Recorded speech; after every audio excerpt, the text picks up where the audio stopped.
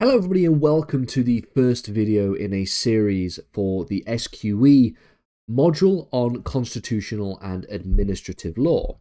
This video is going to take an introduction to the subject. We're going to spend some time very briefly talking about what constitutional law actually is, why it's important, why it's so foundational to our studies as solicitors and as people who are looking to complete the SQE modules. And then we will think about what the SQE requires of you to understand for constitutional and administrative law, as well as the standard at which you are required to understand it. This is part of a series of lessons looking at constitutional and administrative law from the perspective of the SQE module. Now, I already have a series on public law that is openly available, that's mostly openly available for everybody to see. The reason why this is different is because, of course, we are tailoring these lessons to the specification of the SQE, which means that there'll be things that we didn't include in those lessons that are going to be included here that you will be required to understand. And there will be things that were in the other lessons that aren't going to be included here, the things that you do not need to know and understand in order to get a good grade and to be tested on the SQE module. So that's essentially what we're going to do in this lesson. We are going to take an introduction to the study of constitutional and administrative law for the SQE specification. Now, the actual title of the module, or the title of the in the specification, is Constitutional and Administrative Law and EU Law. So there's a bit about the European Union that you're going to need to know as well, but more specifically where the law of the European Union now fits into the UK's constitutional doctrines, not necessarily divulging a lot of information about the law of the European Union in and of itself.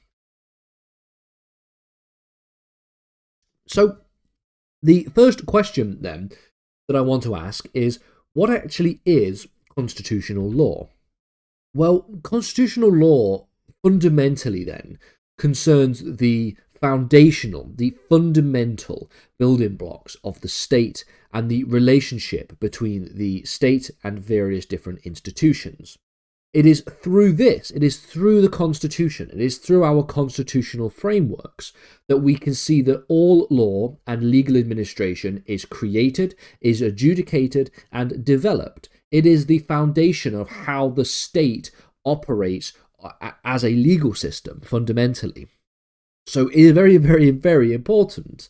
According to the SQE specification, there are a number of core ideas. There's not exactly 8. There are a number of core ideas of study in which a student is required to apply relevant core legal principles and rules appropriately and effectively at the level of a competent, newly qualified solicitor in practice to realistic client-based ethical problems and solutions.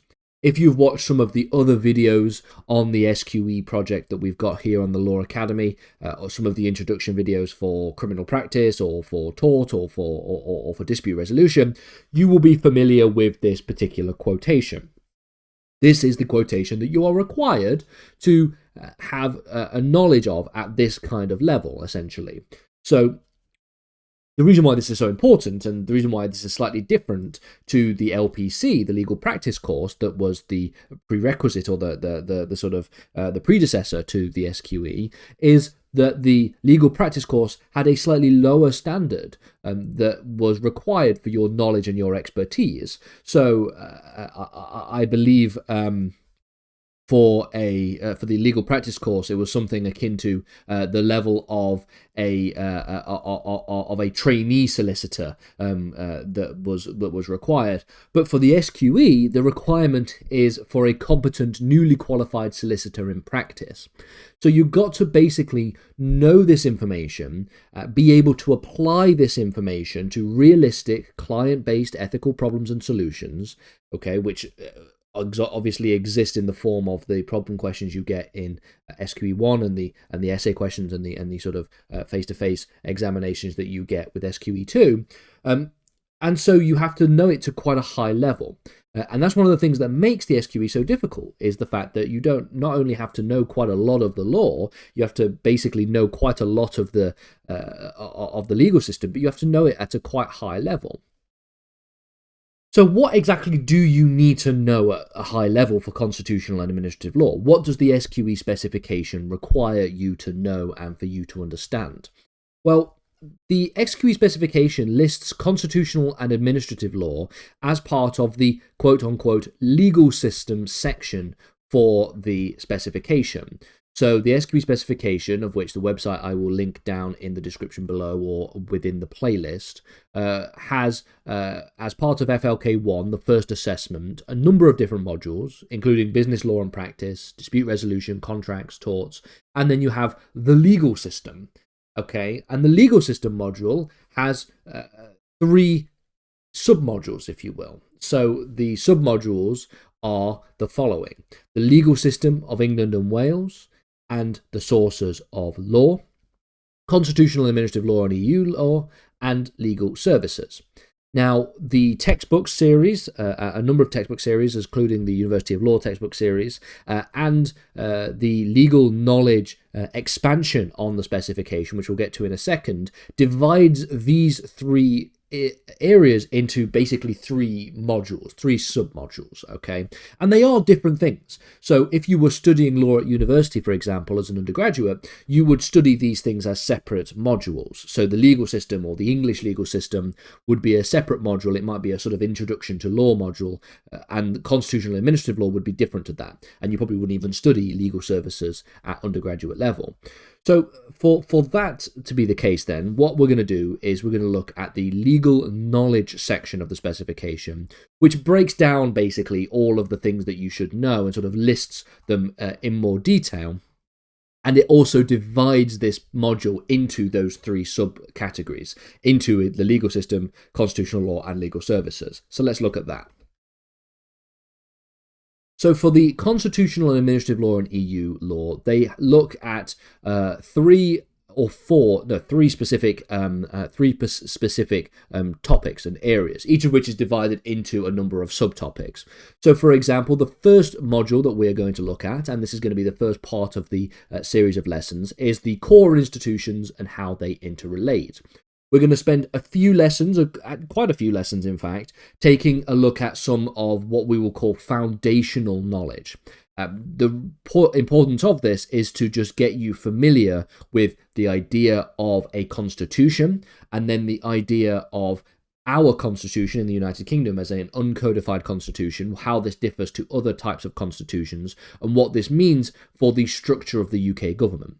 So that'll be some of the foundational knowledge we're going to begin with, but then from there we'll talk about Parliament and parliamentary sovereignty, we'll talk about central government and accountability, we'll talk about the concept of devolution, we'll talk about the prerogative power and the monarchy, the role of constitutional conventions as well as parliamentary privilege. All of that fits into this core institutions section. The next section will look at the ideas of legitimacy, separation of powers, and the rule of law. Now, this is divided into a number of different topics that we'll explore. Quite a lot of the lessons will be part of this particular conversation. So it includes, for example, the powers and procedures when it comes to the implementation, the enactment and repeal of primary and secondary legislation. We'll also talk about public order law, so things like processions, assemblies, and breach of the peace. We will then spend quite a lot of time talking about judicial review, which forms part of the bulk of the administrative law section of any constitutional and administrative law textbook or module. This involves looking at the process of judicial review, looking at some of the remedies, the idea of standing, and the different issues concerning time limits. And then we will finish by looking at the grounds for judicial review, including illegality, irrationality, procedural impropriety, and legitimate expectation. The third module, the third topic, or the third part of this module that we're going to explore concerns human rights. This concerns specifically the relationship between the people and the state. So notice how the first part concerned how institutions interrelate with each other, the relationship between different institutions of state. The second part relates to a number of issues concerning the application of law to the people, and then so too does the third part concern issues relating to the ways in which the people interrelate with the state, and this often is exacerbated or exhibited by the issue of human rights. We'll explore the Human Rights Act of 1998 and the convention from which the majority of the provisions are drawn, which is, of course, the European Convention on Human Rights. Specifically, we shall look at sections 2, 3, 4, 6, 7, 8, and 10 of the Human Rights Act. These all delineate very specific, or subsections, very specific human rights that are found in the convention and are also found in the in the Act itself. And then finally, we will talk about the place of EU law in the UK Constitution. We'll talk a little bit about Brexit. We'll talk a little bit about what Brexit did. We'll talk a little bit about some of the basic principles of EU law, like things concerning direct effect and indirect effect, and the application of EU law into the UK's legal system. And we will talk about what is essentially left of EU law in the UK's constitutional framework now that we have left the European Union and that Brexit has gone through and all these things have changed. So that's basically the structure of the specification and therefore the structure of our videos. Ultimately, in terms of citations and sources, you could find the University of Law SQE textbook. The 4th edition of this textbook is from 2024 on constitutional and administrative law by Tayleur. This is, of course, going to be the one that's going to give you the most information that is concerned in and specifically related to the specification. But you can also, if you choose to, and it might be beneficial to you to do so, to do some extra reading if you feel like it, by looking at some of the additional sources and citations, such as ordinary textbooks on constitutional or administrative law. So things like the Bradley and Knight and Ewing textbook, as well as the Masterman and Murray textbook, which are both very, very good resources on constitutional and administrative law. And as I've explained in all of the other introductory videos, what I'm going to do as well is add any additional citations and sources at the end of lessons where I reference them in the video. Because what I'm going to do is I'm going to divide and include some what I'm going to call extension material in each of these lessons. It will be clearly highlighted in red and in bold that this is extension material, that this is material that you don't necessarily need to know for the SQE specification, and it will often concern things like cases or the facts of cases that give you a bit more of a deep dive into some issues. And the reason why I'm going to do that is because I recognize on the one hand that it is important for you to only really get the information that you need and don't feel that you are too heavily burdened with all of the other information that you could theoretically go and deep dive into, because the SQE specification is particularly huge. There's a lot of information you need to have in your brain, and so having extra information might not be particularly helpful. But I also want to balance that with the other side of the spectrum, which recognizes that the deep analysis of some of these legal principles and where these principles came from can not only be beneficial to you understanding that information, but also makes you a more inquisitive and more analytical solicitor, which is also something that is particularly good. So where there is cases for extension material, I'll add them at the end of the citations page for every single video, and where there's additional critique or maybe a paper that you can look into for further reading, you might feel free to do that if you so choose.